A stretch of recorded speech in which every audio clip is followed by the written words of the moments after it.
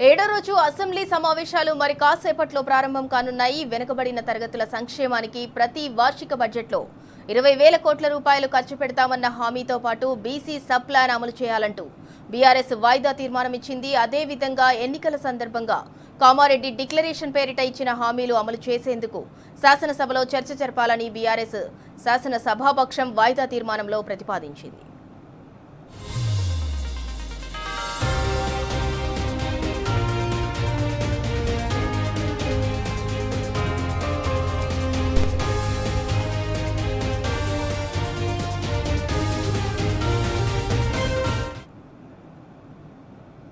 ఇక ఏడో రోజు అసెంబ్లీ సమావేశాలు మరి కాసేపట్లో ప్రారంభం కానున్నాయి. ఇదే అంశానికి సంబంధించి మరింత సమాచారం మా ప్రతినిధి గన్ పార్క్ నుంచి లివిల్ రెడ్డి అందిస్తారు. లివిల్ రెడ్డి,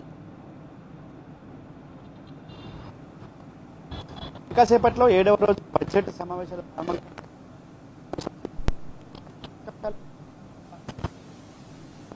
మొదట తర్వాత శాసనసభలో ప్రధానంగా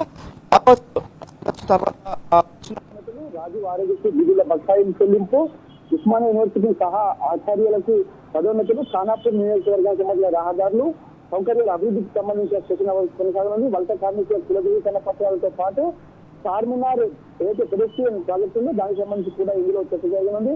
చట్టవిరుద్ధమైన బెట్టింగ్ యాప్ల పైన కూడా ఈ చర్చ సంబంధించి చెప్పనుంది. Telangana state police housing corporation వార్షిక నివేదికను సభలో ముఖ్యమంత్రి ప్రవేశపెడుతున్నారు.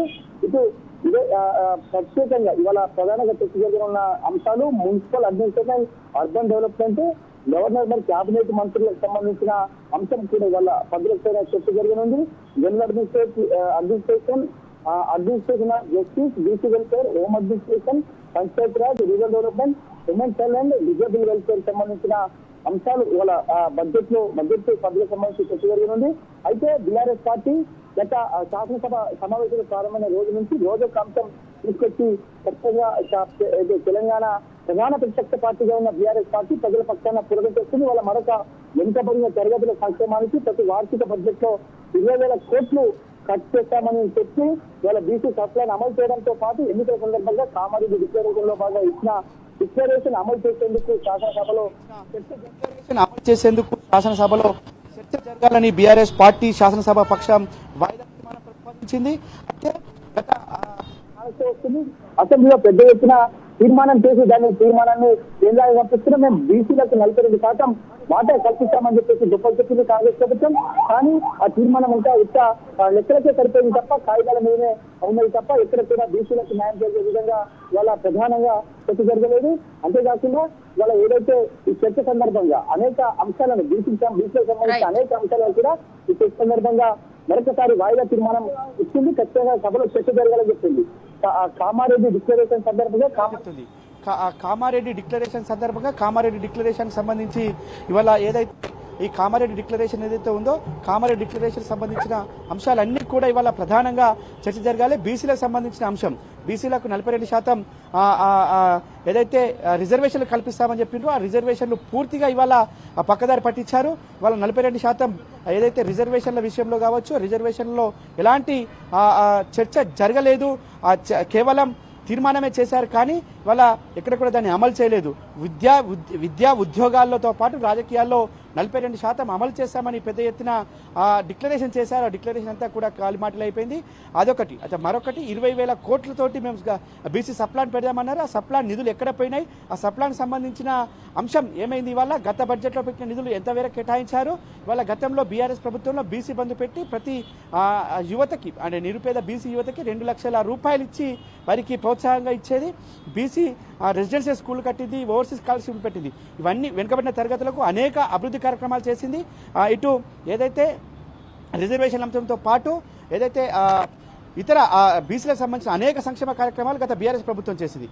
కానీ ఇవాళ ఉన్న కాంగ్రెస్ ప్రభుత్వం దాదాపు 2.5 సంవత్సరాలు పూర్తయింది. ఎలాంటి సంక్షేమానికి నోసుకోలేదు, ఎలాంటి సంక్షేమానికి నిధులు కేటాయించలేదు అనేది ఇవాళ పెద్ద ఎత్తున చర్చ జరుగుతుంది. బీసీలో కూడా ఇవాళ ఒక ఆగ్రహం కట్టలు తెచ్చుకుంటుంది. పెద్ద ఎత్తున బీసీలు మరొక వైపు అసెంబ్లీ సమావేశాలు జరుగుతున్నాయి. అసెంబ్లీ సమావేశాలు జరుగుతున్న తర్వాత కూడా ఇవాళ బీసీలంతా కూడా తమ హక్కుల కోసం పోరాటం చేస్తున్నారు. బీసీలకు ఇవాళ ఏదైతే వీరు చెప్పిన కామన్ డిక్లరేషన్ దో యథావిధిగా అమలు చేయాలని చెప్పేసి చెప్పారు. మొన్న జరిగిన 2 ఎలక్షన్లో కూడా బీసీ డిక్లరేషన్ ఏమాత్రం కూడా అమలు చేయలేదు. వారు ఇస్తానన్న 42% రిజర్వేషన్లు రాలేదు. కోర్టుకు వెళ్లారు. కోర్టు కూడా అది ఈ అంశం ఖచ్చితంగా ఇది ఏదైతే క్రిమిలేయర్ కావచ్చు కోర్టు 42% ఇవ్వలేము అని చెప్పేసి తేల్చి చెప్పిన నేపథ్యంలో ఏం చేయలేక మళ్ళీ ఇవాళ పాత పద్ధతిలోనే రిజర్వేషన్లు ఖరారు చేసి పాత పద్ధతిలోనే ఇవాళ బీసీలకు ఇచ్చిన రిజర్వేషన్లు ఇచ్చి వారికి ఎన్నికలు పెట్టారు. మరోపక్క విద్యా ఉద్యోగాల్లో సైతం రిజర్వేషన్లు ఇవ్వాలని చెప్పేసి పెద్ద ఎత్తున బీఆర్ఎస్ ప్రభుత్వం డిమాండ్ చేస్తుంది. ఏదైతే ఇచ్చిన డిక్లరేషన్లు అమలు చేయాల్సిన అవసరం ఉందని చెప్పేసి కూడా చేస్తుంది. మరోపక్క నిన్న ఏదైతే వాయిదా తీర్మానం సందర్భంగా ఏదైతే గ్యాస్ కొరత కావచ్చు, డీజిల్ కొరత కావచ్చు, పెట్రోల్ కొరత సమగ్ర చర్చ జరగాలని చెప్పి చెప్పింది. దానిపైన కూడా నిన్న వాయిదా తీర్మానం తిరస్కరించింది. అంటే పూర్తిగా ప్రభుత్వం దాట వేసే ధోరణితోనే అవలంబిస్తుంది తప్ప ఎక్కడ కూడా ఇటు తెలంగాణ ప్రజానికానికి, తెలంగాణ బడుగు బలహీన వర్గాలకి అభ్యున్నతి కోసం కావచ్చు, వారికి సంబంధించిన సంక్షేమం కోసం కావచ్చు ఈ శాసనసభలో చర్చ జరగట్లేదనేది ప్రధానంగా జరుగుతుంది. ముఖ్యమంత్రి స్వయంగా చెప్పారు, అనేక సందర్భాల్లో చెప్పారు, స్వయంగా బీసీ రిజర్వేషన్లే అయిపోయింది, ఖరారు చేశాం, ఇక నేనే బీసీగా ఉన్నా, పెద్ద బీసీలు నేనే అని చెప్పారు. కానీ వాళ్ళ పెద్ద బీసీ ఎక్కడ పోయినారో తెలియదు, వాళ్ళ రిజర్వేషన్ అంశం ఎక్కడ పోయిందో తెలియదు.